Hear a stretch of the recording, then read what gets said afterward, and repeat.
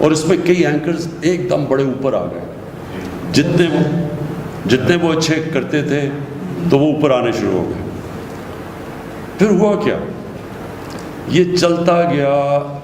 اگر آپ دیکھیں ان کی ratings T V chat shows کی تو یہ بڑھتی گئی 2010 تک 2011 تک یہ ٹی وی چینلز کی جو کرنٹ بڑھتی گئی اور یہ بڑھتا گیا اور یہ آخر میں یہ وہ سٹیج آ گئی کہ جو چیٹ شوز کی جو لوگ دیکھتے تھے لوگوں کے لیے بے معنی ہو گئی چیٹ شوز. وہ کیوں ہو گئی؟ کیونکہ وہاں تو صرف ایک بازار لگ گیا. وہ اس کو برا کہے کوئی اس کو برا کہے. بیچ میں جو اصل جو لوگ انفارمیشن لینا چاہتے ہیں وہ کم ہونی شروع ہو گئی. تو آپ جب بات کرتے ہیں نا کہ یوٹیوب کے اوپر لوگ آ رہے ہیں اور آپ کی سنتے ہیں کیونکہ لوگ انفارمیشن چاہتے ہیں. تو جب وہ دیکھتے ہیں کہ ٹی وی چیٹ شو میں ایک دوسرے کے شور مچا ہوا برا بھلا ایک دوسرے کو کہہ رہے ہیں, بیچ میں سے نکلتا کچھ بھی نہیں ہے, کوئی کچھ کہہ رہا ہے کوئی کچھ کہہ رہا ہے. اصل میں تو لوگ جو سچ لوگ ڈھونڈنا چاہتے ہیں وہ چھپ جاتا ہے. تو آپ سب کے لیے دیکھیں میرا جو زندگی کا ایکسپیرئنس ہے وہ یہ کہ اللہ الحق ہے. جو سچ ہے نا وہ چھپتا نہیں ہے زیادہ دیر. آپ کسی کو پیسے بھی دے دیں, آپ میڈیا کو بھی کھلا دیں, لیکن جو عوام ہے وہ آخر میں وہ سچ ڈھونڈے گی.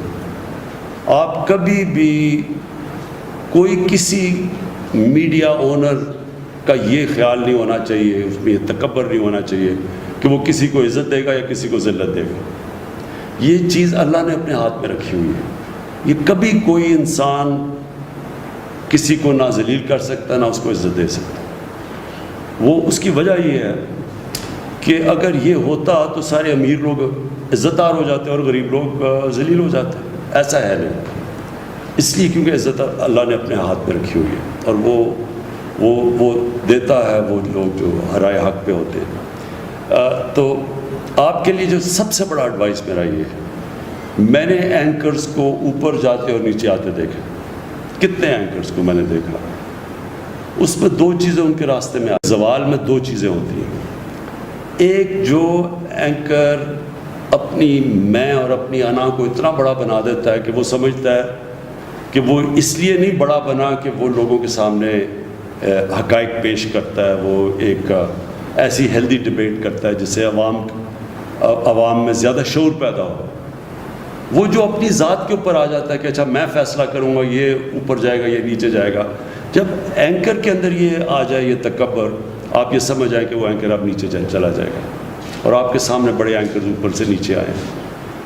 اور دوسری چیز جو اینکر جب تک لوگ یہ سمجھتے ہیں کہ یہ اصل میں یہ غلطیاں بھی کرے گا لیکن یہ ہے سچا آدمی, یہ ہے قوم کے لیے بات کرے گا, یہ رائے حق پہ کھڑا ہوگا, تب تک لوگ ہمیشہ اس کو سنیں گے, اس کا گراف اوپر جائے گا. جب ان کو یہ ہو گیا نا, اور کئی ایسے اینکرز آپ نے دیکھا ہوگا جب ان کی کریڈیبلٹی گئی کہ جی لوگوں نے کہا اچھا جی یہ جو بات کر رہا ہے اس میں تو جب اس کی 3-4 چیزیں پروو ہو جائیں کہ یہ اس نے سچ نہیں بولا یا اس نے مس لیڈ کیا لوگوں کو غلط تو اس کے جب کریڈیبلٹی جاتی ہے آپ یہ سمجھ آئیں کہ اینکر کا پھر گراف نیچے جانا شروع ہو جاتا ہے. تو آپ کے لیے تو بڑا امپورٹنٹ ہے یہ جو آپ کے لیے اچھا لوگ بڑی جلدی فیصلہ کر لیتے ہیں کہ یہ ملک کے لیے کون کھڑا ہوتا ہے, کہ جو بھی ہوگا یہ چاہے گورنمنٹ اگر سچ بولے گی تو گورنمنٹ کے ساتھ ہوگا, اپوزیشن بولے گی اپوزیشن کے ساتھ ہوگا. جب لوگوں کو یہ اعتماد ہو جاتا ہے نا کہ سچ کے ساتھ کھڑا ہوگا لوگ اس کو واچ کریں گے, وہ اوپینین میکر بن جائے گا, اس کی رائے امپورٹنٹ ہو جائے گی پبلک کے اندر جس کو اوپینین میکر کہتے ہیں. لیکن جب لوگوں نے یہ دیکھا کہ یہ فرمائشی یا یہ کسی سے کوئی پیسہ ملا یا کچھ اس کی وجہ سے کچھ کر رہا ہے, آٹومیٹکلی وہ نیچے آ جاتا ہے. اس لیے یہ آپ کے لیے بڑا امپورٹنٹ ہے کیونکہ آپ ینگ ہیں اور یہ بڑی اچھی اپرچونٹی ہے. دیکھیں ہر دور میں اللہ اپرچونٹیز دیتا ہے. اب یہ آپ کو اپرچونٹی مل گئی یوٹیوب میں, یہ بڑا اچھا ہے, ایک لوگ اپنی اس میں کریئر بنا سکتے ہیں اور یہ بھی چینج ہوتا ہے. اچھا اتنی تیزی سے سوشل میڈیا چینج ہو رہا ہے اور آپ کو سب کو پتہ ہوگا کہ جو سب سے پہلے پارٹی جس نے سوشل میڈیا کو اپنایا تھا وہ تحریک انصاف تھی. اس سے پہلے کسی کو نہیں سمجھتی سوشل میڈیا کی.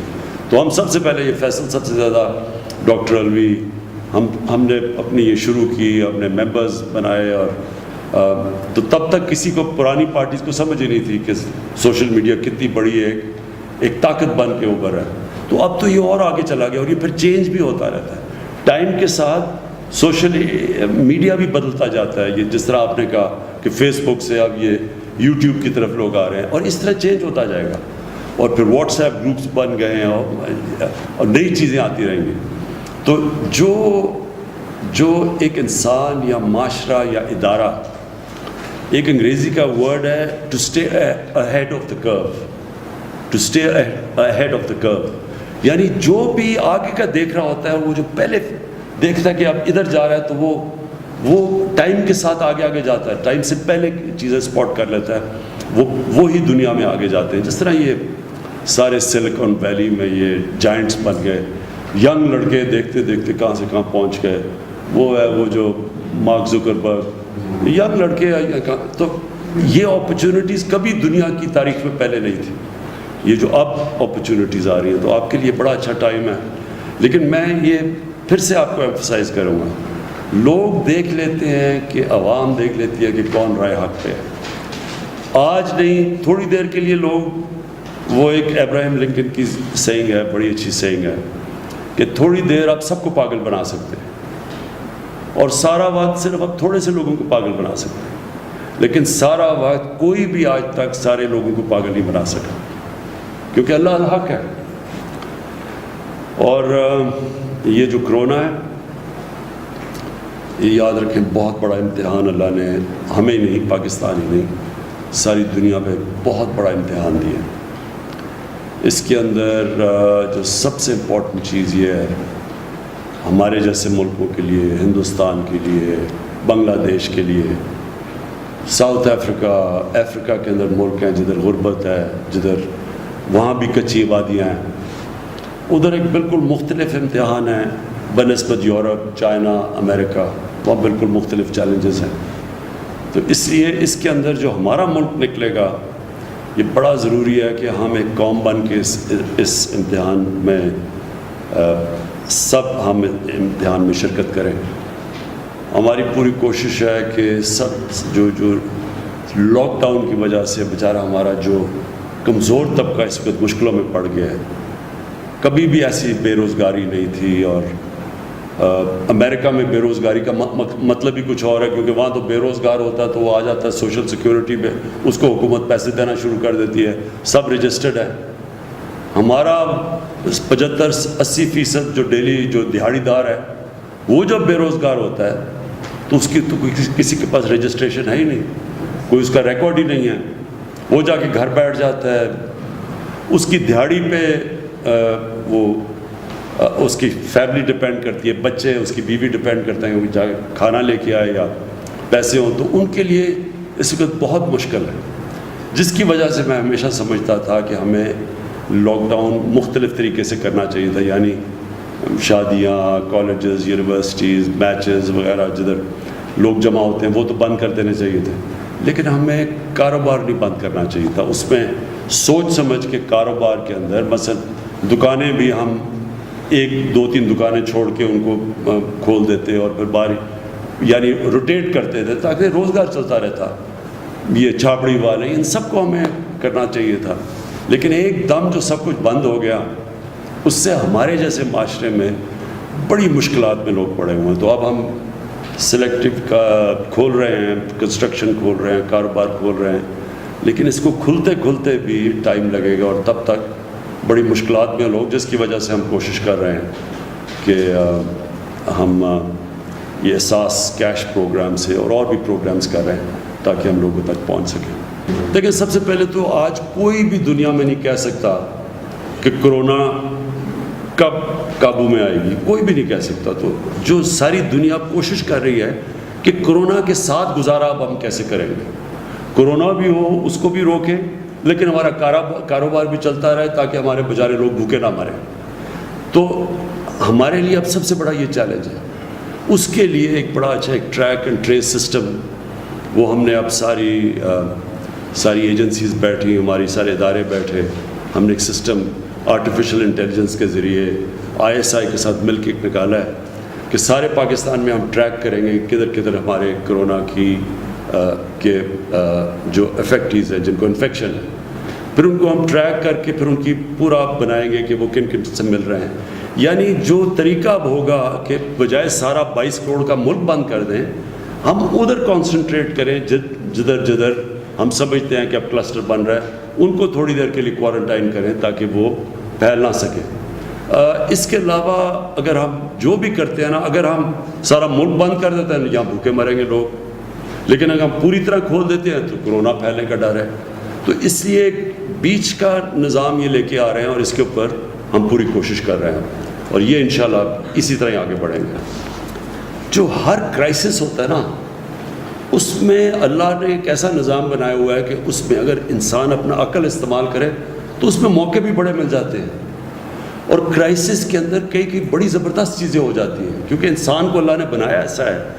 ایک انگریزی کا فریز ہے, necessity is the mother of invention. جب آپ پھنس جاتے ہیں نا تو اللہ نے ہمارے میں اتنی صلاحیتیں دے دی ہیں کہ اگر ہم اپنا ذہن استعمال کریں تو اس میں سے راستے نکلاتے ہیں. تو اس میں سے ایک یہ راستہ ہے کہ جو ٹیلی ایجوکیشن ہے, دوسرا ٹیلی میڈیسن, کہ ہم سب تک تو نہیں پہنچ سکتے لیکن ہم ٹیلی ویژن کے ذریعے ریموٹ علاقوں میں لوگ ٹی وی کے اوپر سامنے آئیں. یہ ٹیکنالوجی بڑھ چکی ہے تاکہ وہاں یہاں بھی ڈاکٹر بیٹھا بیٹھا ادھر ان کو اوپینین دے کہ آپ کو یہ بیماری ہے, یہ آپ یہ کریں جو بھی. اور یہ جو اسکولوں کا نظام, کیونکہ ہمارے بچے اسکولوں سے باہر ہیں, تو یہ ٹیلی ایجوکیشن کے ذریعے ہم کئی ان علاقوں میں پہنچے جدھر ہمارے ٹیچر ہی نہیں ہیں یا نہیں جاتے, یا جب تک ٹیچر نہیں جاتے تو تب تک بچوں تک پہنچ سکیں. اور بھی بڑی چیزیں ہیں, اور بھی میرے خیال میں ہم اب نئی نئی چیزیں سوچ رہے ہیں کہ ہم کیسے اس کو دیکھتے, وائرس کو دیکھتے ہوئے کیسے اب ہم اور چیزیں کر سکتے ہیں کہ ہم اپنا ملک بھی چلاتے رہیں ہیں, بچوں کو بھی پڑھاتے رہیں, لیکن یہ کرونا کا بھی کو سنبھال سکتے. اس بات میں کہنا چاہوں گا ایک عام یہ ہے کہ پتہ نہیں گورنمنٹ کو اربوں ڈالر آ گئے باہر سے, اور یہ تقسیم ہو رہے ہیں, کسی کو ہو رہے ہیں کسی کو نہیں. کیا باہر سے اب تک ہمیں جو امداد مل رہی ہے عالمی مالیاتی اداروں کی طرف سے بھی مل رہی ہے؟ کوئی امداد کئی باہر سے نہیں مل رہی, اس ذہن میں ڈالیں. کوئی صرف ہمیں IMF نے جو ہمارا مشکل پڑ, ہماری ایکسپورٹس گر گئی ہیں, ساری دنیا کی ایکسپورٹس گر گئی ہیں, ہماری جو ریمیٹنسز آنی تھی, جو ہمارے پاکستانیوں نے پیسے بھیجنے تھے وہ گر گئے. تو انہوں نے جو ہم نے قرضے دینے تھے, پرانے قرضے لیے ہوئے تھے, ان کی جو قسطیں دینی تھی اس قسطوں میں رعایت ملی ہے. سو امداد کوئی نہیں آئی. امداد اس لیے تو ہم اپنے لوگوں سے پیسے اکٹھے کر رہے ہیں اور کوشش کر رہے ہیں کہ ہمارا جو کاروبار شروع ہو تاکہ ہماری کوئی کلیکشن ہو, کیونکہ ہماری ٹیکس کلیکشن بھی گر گئی ہے. اوکے جی, تھینک یو.